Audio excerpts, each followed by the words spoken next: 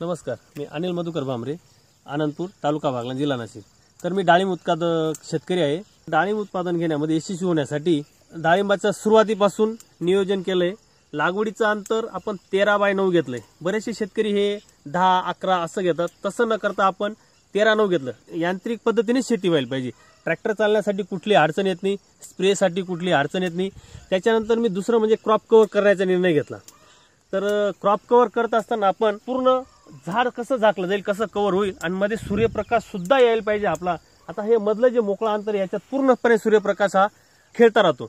सकाळी जेव्हा सूर्यप्रकाश झाडावर येतो तसा हळूहळू झाडावर आल्यानंतर ह्या गल्लीत पण येतो आणि परत झाडावर जातो। परत जे दुपारचं तीव्र ऊन राहतं ना, ते पूर्ण झाडावर आपल्याला क्रॉप कव्हरमुळे खूप मोठा फायदा होतो।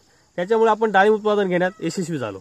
इतर शेतकरी काय करतात की लागवड अंतर कमी घेतात, 10-11, परत इथं 9-5, 10-5, 11-5 असं अंतर घेतल्यामुळे मर लवकर येते आणि बागेत हवा खेळती राहत नाही, सूर्यप्रकाश खेळता राहत नाही। जर आपण पाहिलं तर पूर्ण सुटेबल आहे, सगळे झाडं एकसारखे आहेत। अजून तर काय एवढं मर काय कुठं आपली झालेली नाही सुरुवात।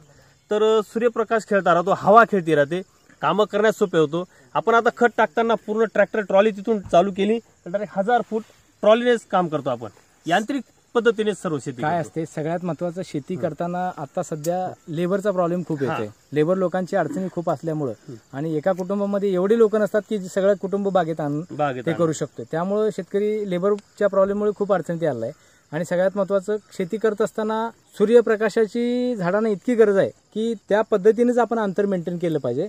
आणि लोक काय करतात, झाडाची संख्या जास्त बसण्यासाठी अंतर कमी करतात आणि जेवढं अंतर कमी तेवढं हवा खेळती राहत नाहीये आणि सूर्यप्रकाश खेळता राहत नाही। पूर्ण प्रॉपर पानावरती सूर्यप्रकाशाची म्हणजे जे येणं जाणं आहे ते कमी आल्यामुळं आणि मग सूर्यप्रकाश कमी आल्यामुळं हरितद्रव्याचं प्रमाण कमी होतं। पानामध्ये जे नायट्रोजन किंवा इतर अन्नद्रव्ये फॉस्फरस, पोटॅशियम वगैरे सगळ्याचं पचन झाल्यानंतर जे हरितद्रव्य तयार व्हायला पाहिजे ते हरितद्रव्य तयार होत असताना सूर्यप्रकाशाची खूप गरज असते। आणि सूर्यप्रकाश कमी भेटला की हरितद्रव्य कमी तयार होतात, मग त्यामध्ये प्रोटीन्समध्ये रूपांतर कमी होतं, मग झाडांना मग फळांना चकाकी, शायनिंग, वजन कमी भेटतं।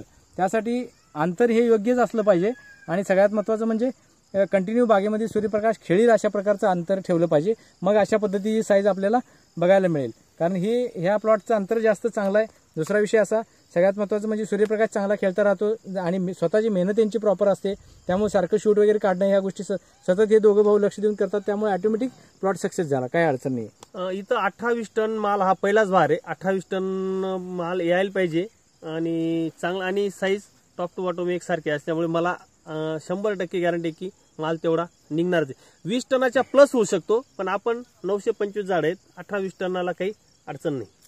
आणि सगळ्यात महत्त्वाचं वेळोवेळी ऑर्गॅनिक फर्मेंटेशन प्रोसेसचं अवलंब करतात आपण। ऑर्गॅनिक ज्या पद्धतीने आपण सांगितले त्या पद्धतीने त्यांनी कधीच म्हणजे त्यामध्ये हे करत नाही। आज त्यांना रिकमेंडेशन झालं, आज व्हिजिट झाली, माहिती दिली की 2-4 दिवसात त्यांची कामाची प्रोसेस चालू होऊन जाते। आणि ऑर्गॅनिकचा भर जास्त असल्यामुळे प्लॉटची क्वालिटी चांगली झाली।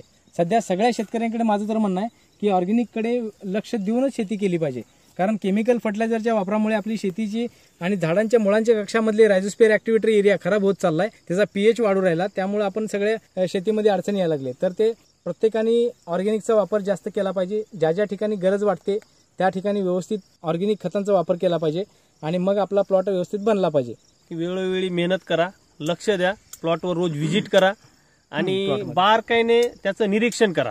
झाडाला काय कमी आहे, काय जास्त आहे, आपण व्यवस्थित बारीक निरीक्षण केलं तर 100% आपल्याला लक्षात येतं की आता रोज चक्कर मारल्यावर रोज साईज वाढते की नाही वाढते हे सुद्धा आपल्याला लक्षात येतं। परत आपले वॉटर शूट वाढतायत का, परत आपल्या कोणत्या एखादी फाटी, आता समजा माझी इथं फाटी एखादी फांदी तुटलेली आहे किंवा एखादा नेट क्रॉप कव्हर उरलेले, रोजच्या रोज तुम्ही चक्कर मारा, 100% प्लॉट यशस्वी होतो। धन्यवाद।